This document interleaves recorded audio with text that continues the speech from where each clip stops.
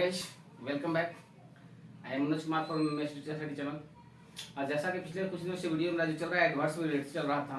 Edward के कुछ types को हमने पिछले वीडियो में शेयर किया था आपके साथ, और उसी का कुछ पार्ट है जो आज मैं आपके लिए सामने लेकर आया हूँ। तो चलिए ऑन द पॉइंट आते हुए आज का जो टॉपिक होगा वह होगा adverb of affirmation and negation. यानी आइए तो एडवर्ब ऑफ अफर्मेशन और निगेशन। तो एडवर्ब ऑफ, सबसे पहले हम लेते हैं adverb of affirmation. Adverb of affirmation, जी हाँ, एडवर्ब ऑफ अफर्मेशन, इसका नाम से ही पता लगता है। अफर्मेशन मींस क्या? स्वीकार करना, मानना, किसी चीज को मान लेना, बात को मानना। तो अफर्मेशन, एडवर्ब ऑफ अफर्मेशन, तो इसको हम लोग सबसे पहले डिफिनेशन लेते हैं। सबसे पहले इसको हिंदी में हम क्या कहेंगे? इसको हम लोग कहेंगे स्वीकारात्मक क्रिया विशेषण। इसको हिंदी में हम लोग कहेंगे स्वीकारात्मक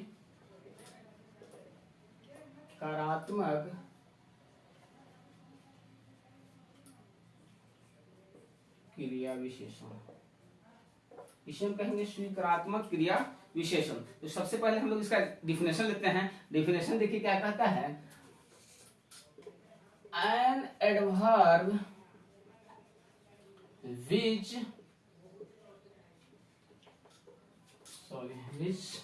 an adverb which conforms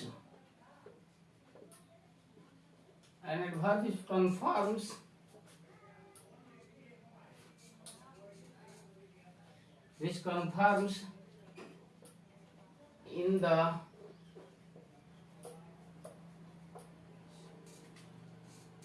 sentence conforms the action in the sentence is called adverb of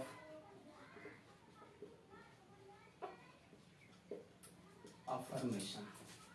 देखिए सिंपल सा इसका एक डिफिनेशन है। क्या सिंपल सा डिफिनेशन है कि एन एडवर्ब मतलब एक एडवर्ब, एक क्रिया विशेषण, विच कन्फर्म, जो कि कन्फर्म करता है, स्वीकृति देता है। क्या स्वीकृति देता है?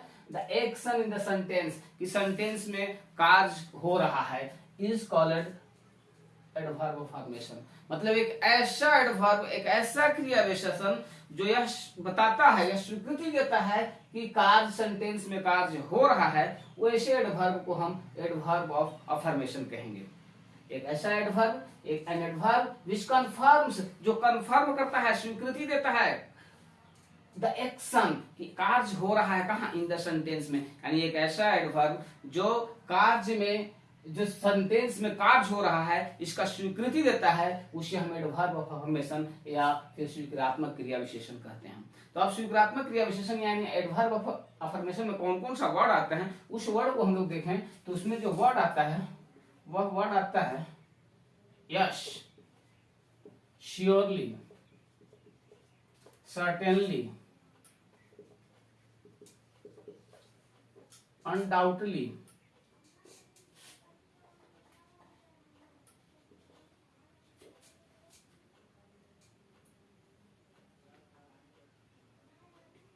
undoubtedly, definitely,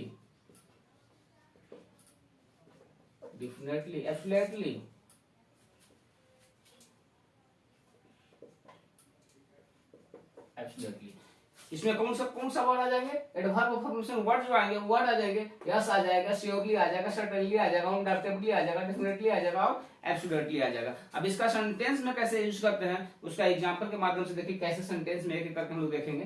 तो सेंटेंस में सबसे पहला हम एक सेंटेंस लिया, yes knowledge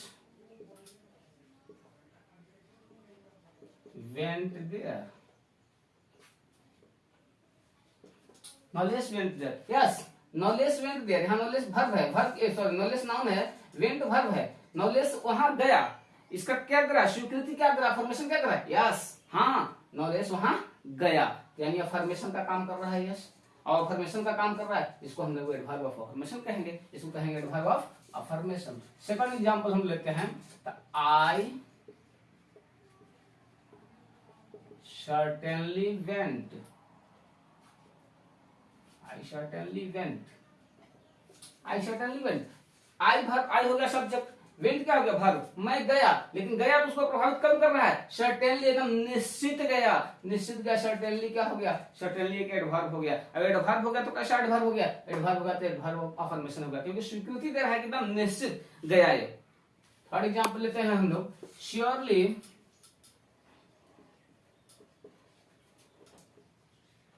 you are rich,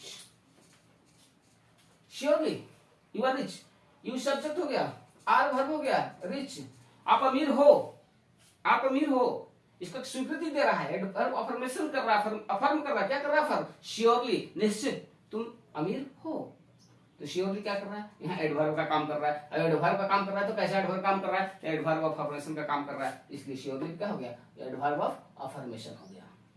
एक एग्जांपल और ले लीजिए, I will definitely do that, I subject हो गया यहाँ पर, डू वर्ब हो गया, मैं करूंगा, मैं वह करूंगा, क्या करूंगा, डेफिनेटली अवश्य करूंगा, यानी अफर्मेशन, अफर्मेट कर रहा है, अफर्मेशन कर रहा है कि नहीं निश्चित मैं करूंगा, यानी स्वीकृति प्रदान कर रहा है कि अवश्य करूंगा, इसलिए ऐसे वर्ड को हम एडवर्ब ऑफ अफर्मेशन कहते हैं, और यह एडवर्ब ऑफ अफर्मेशन की श्रेणी में आता है। इस तरह से हमने सेंटेंस में देखा कि फर्स्ट सेंटेंस में देखा यस जो है एडवर्ब ऑफ अफर्मेशन है, सेकंड सेंटेंस में देखा सर्टेनली जो है एडवर्ब ऑफ अफर्मेशन है, थर्ड सेंटेंस में देखा श्योरली एडवर्ब ऑफ अफर्मेशन है, फोर्थ सेंटेंस में देखा डेफिनेटली जो है एडवर्ब ऑफ अफर्मेशन है।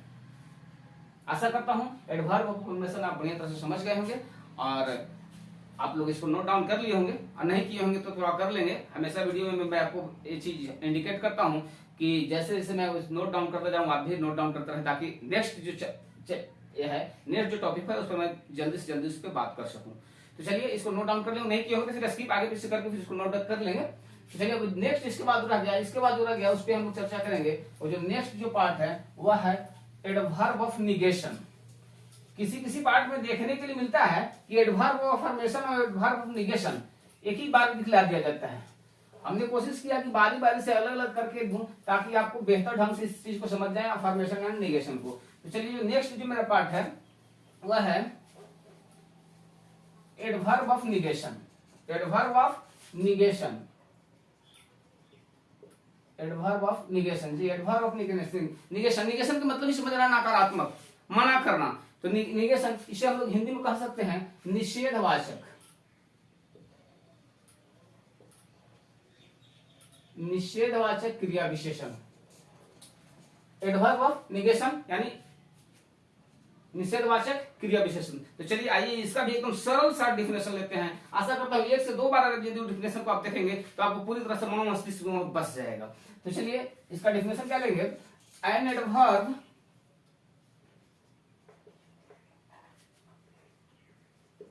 which denies the action in the sentence is called adverb of negation।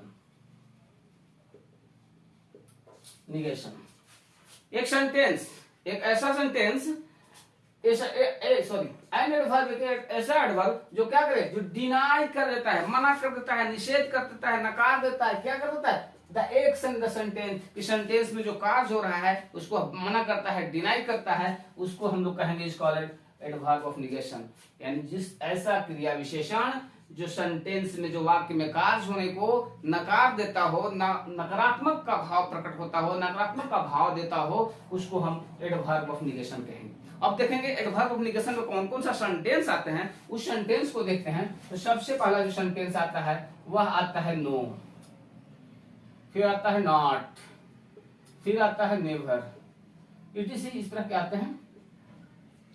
अब देखिए सेंटेंस में नो, नॉट एंड नेवर आया है, हालांकि तीनों के लिए नकारात्मक का ही प्रयोग होता है, लेकिन नो का प्रयोग कहाँ करेंगे, नॉट का प्रयोग कहाँ करेंगे, नेवर का प्रयोग कहाँ करेंगे, इसके लिए मैं एक वीडियो दूंगा जिसमें मैं स्पष्ट रूप से बताऊंगा कि नो का प्रयोग कहाँ किया जाता है और नॉट का प्रयोग कहाँ किया जाता है। अभी हम लोग एडवर्ब पे चल रहे हैं, तो एडवर्ब टॉपिक में हम लोग केवल इस वर्ड को देख रहे हैं, no not never, adverb of negation है, इस पे हम अभी चर्चा कर रहे हैं। तो चलिए सबसे पहले इसको एग्जांपल के माध्यम से देखते हैं। तो सबसे पहला एग्जांपल हम लेते हैं यहाँ पर, आई डू नॉट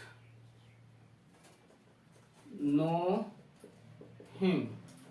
देखिए क्या कहता है, अगर हम नॉट डू नॉट को हटा दें तो आई नो हिम, मैं उसे जानता हूं, लेकिन क्या किया गया, यहाँ नॉट लगा दिया गया, मैं उसे नहीं जानता हूं, निषेध कर रहा है, नकार रहा है, यानी यह जो है कि एडवर्ब हुआ। अब एडवर्ब हुआ तो कैसा एडवर्ब हुआ, एडवर्ब ऑफ निगेशन हुआ।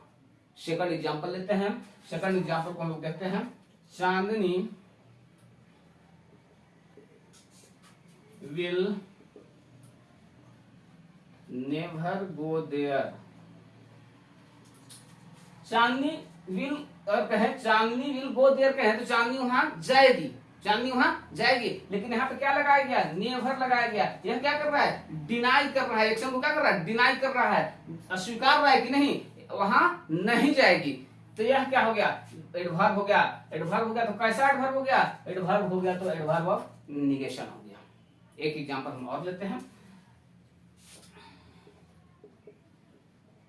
There is no visibility during the rains।